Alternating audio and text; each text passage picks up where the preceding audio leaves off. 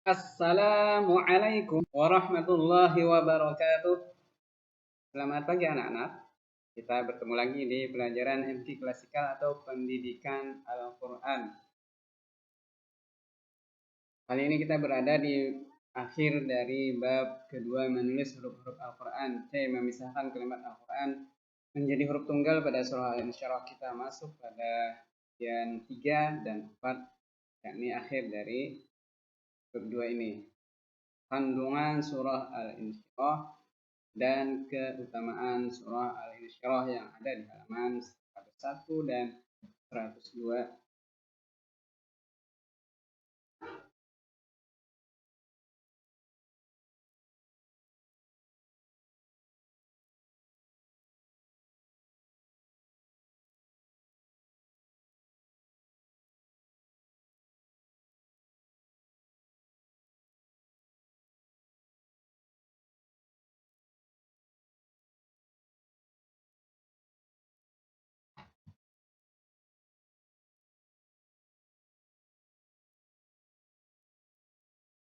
Surah Al-Insyirah ini dalam Al-Quran urutannya ke 94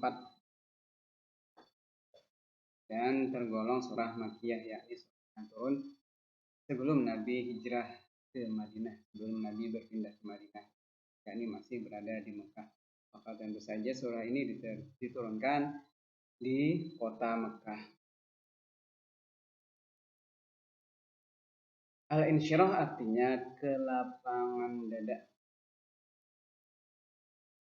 rasa tenang, rasa damai. Selain dinamakan Al-Insyirah, surah ini juga dinamakan dengan Al-Syarah. Ada juga yang menyebutnya dengan Al-Nashrah. Semua nama, baik Al-Insyirah, Al-Syarah maupun Al-Nashrah, itu semuanya terdapat di ayat pertama dari surah Al-Insyirah.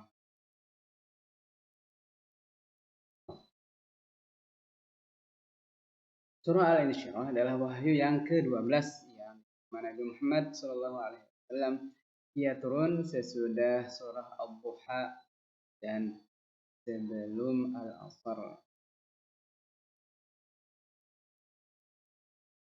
Apa sebab turunnya surah Al-Insyirah atau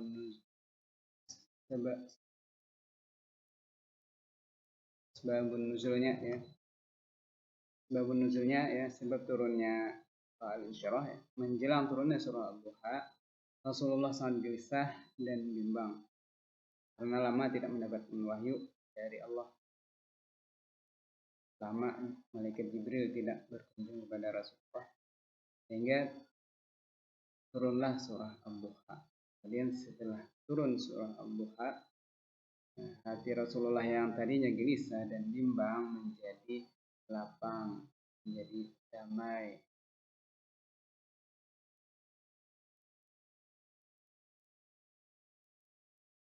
Segala kegelisahan dan kekhawatiran telah hilang. Setelah hilang kegelisahan dan kekhawatiran ini, turunlah surah Al-Insyirah.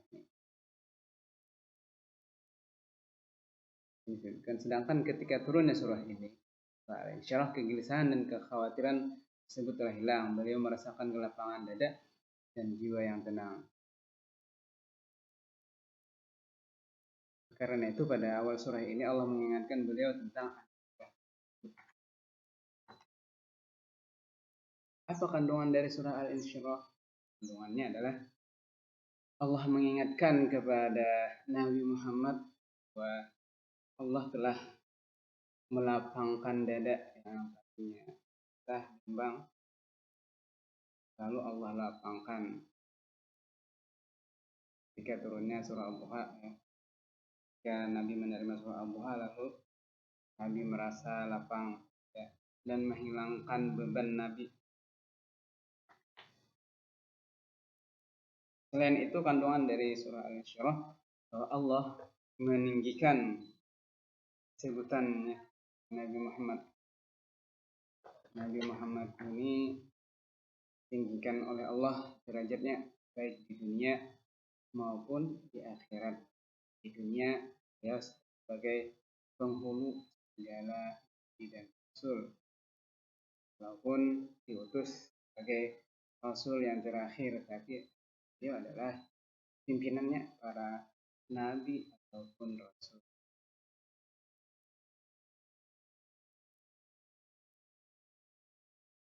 Dan di akhirat beliau juga ditinggikan oleh Allah derajatnya.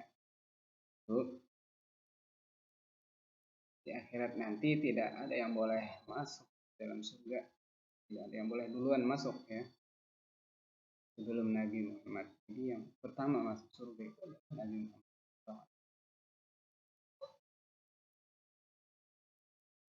Orang yang memberi syafaat ya Rasulullah. Syafaat yang terbesar itu dari Rasulullah.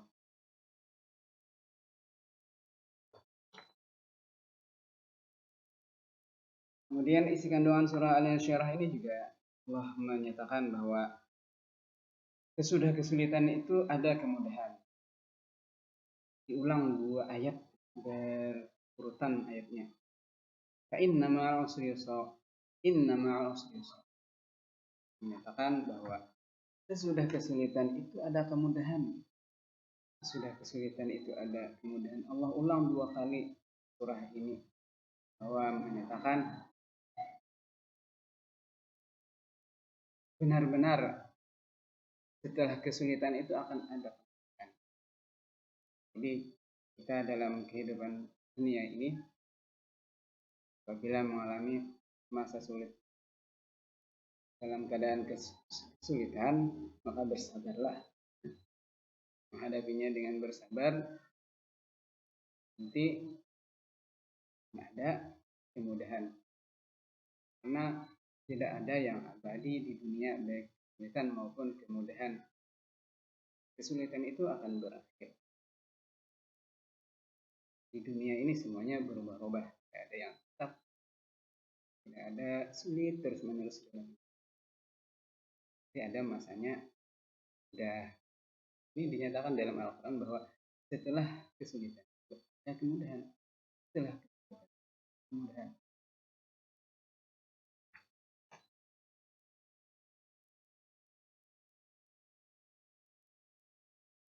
Ini juga merupakan kabar gembira kepada kita. Kita jangan putus asa. Kita berharap setelah kesulitan ada kemudahan. Kemudian isi kandungan Al-Insyirah juga Allah mengajari kita bahwa apabila kita setelah selesai mengerjakan suatu urusan, maka kerjakanlah dengan sungguh-sungguh, dengan serius urusan yang lain.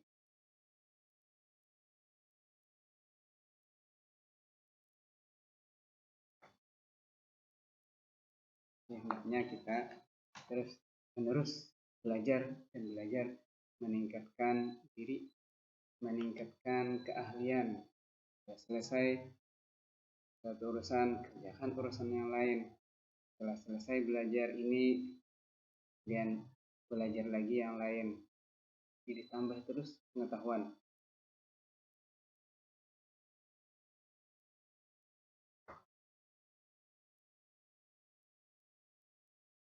Kemudian isi kandungannya lain, hanya kepada Tuhan mula hendaknya kamu. Hendaknya kita berharap itu hanya kepada Allah, tidak kepada selain tawakal ya. Berserah diri dan berharap itu hanya raja, itu hanya berharap itu raja dalam rajaun bahasa Arabnya ya. Mengharap itu hanya kepada Allah, jangan kepada yang lain.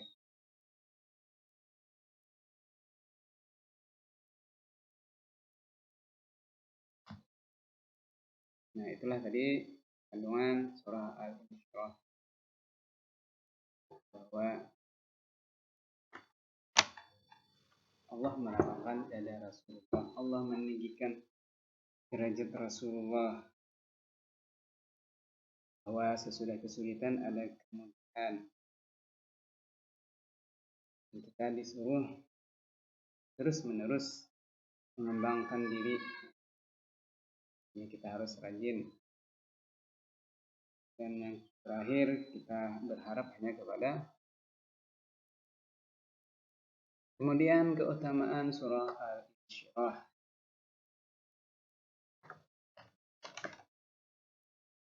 Kandungan surah ini berkaitan dengan akhir surah sebelumnya Ad-Duha, yaitu perintah untuk menyampaikan dan menunjukkan kalimat Allah kepada Nabi Muhammad SAW.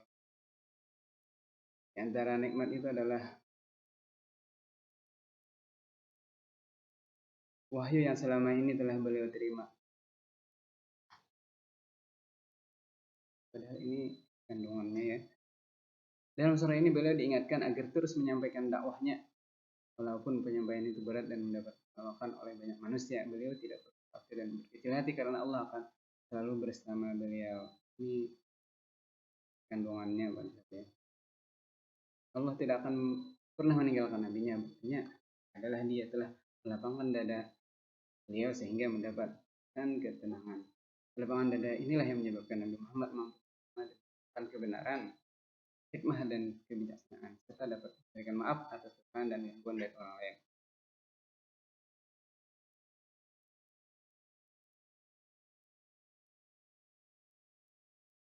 Bukti kedua, Allah telah menghilangkan beban berat yang harus dipikul.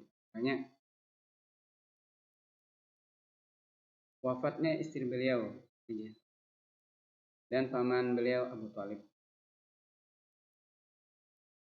Berat beban saat menerima wahyu ketika Nabi Muhammad menerima wahyu yang pertama ditemui oleh malaikat Jibril. Berat karena ditemui oleh orang yang beliau sendirian di gua Hira kalau tidak salah, tempat yang sunyi, ditemui oleh seseorang yang tidak pernah beliau lihat. Tentu saja terkejut ya, masa berat. Beban berat itu telah Allah ringankan. Beban psikologis mental akibat keadaan umat yang beliau ini berada dalam jurang kebinasaan. Tapi beliau belum tahu jalan keluar yang tepat.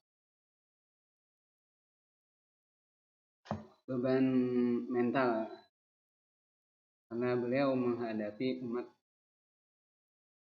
jahiliyah yang disebut umat saat Nabi itu adalah jahiliyah.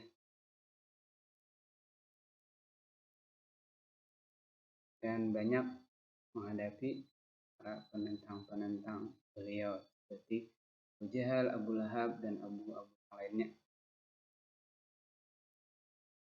Padahal yang menentang beliau itu adalah keluarga beliau sendiri. Nah, menghadapi kaum jahiliyah dan para penentang-penentang ini tentu saja membebani mental. Jadi Allah ingatkan Rasulullah bahwa Allah melampangkan dada beliau, meringankan beban beliau, hilang segala beban itu dihilangkan oleh Allah Subhanahu wa Ta'ala. Demikian pelajaran kita kali ini. Terima kasih atas perhatian. Wassalamualaikum warahmatullahi wabarakatuh.